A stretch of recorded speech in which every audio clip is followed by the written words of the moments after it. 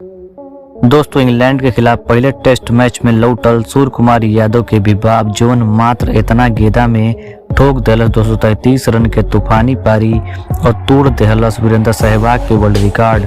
दोस्तों, आप भी लोग देखल चाहतानी इ बल्लेबाज के खतरनाक बल्लेबाजी के पूरा वीडियो, तो ई वीडियो के एक लाइक करके चैनल के सब्सक्राइब जरूर करें। दोस्तों, जैसन कि आप सभी लोगन के पता बा, भारत और इंग्लैंड के बीच में 5 टेस्ट मैचन के सीरीज के शुरुआत हो चुकल बा, जवन सभी टेस्ट मैच भारतीय टीम के घरेलू सरजमी पर ही खेलल जाई। जेकर पहला टेस्ट मैच 25 जनवरी और दूसरा टेस्ट मैच 3 फरवरी और तीसरा टेस्ट मैच 13 फरवरी और चौथा टेस्ट मैच 23 फरवरी और 5वां टेस्ट मैच 7 मार्च के खेलल जाई।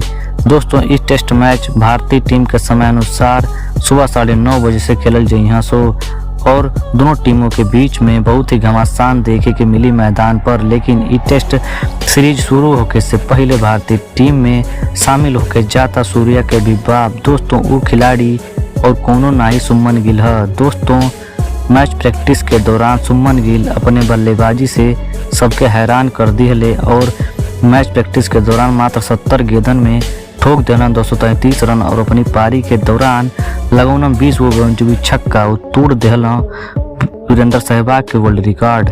धन्यवाद।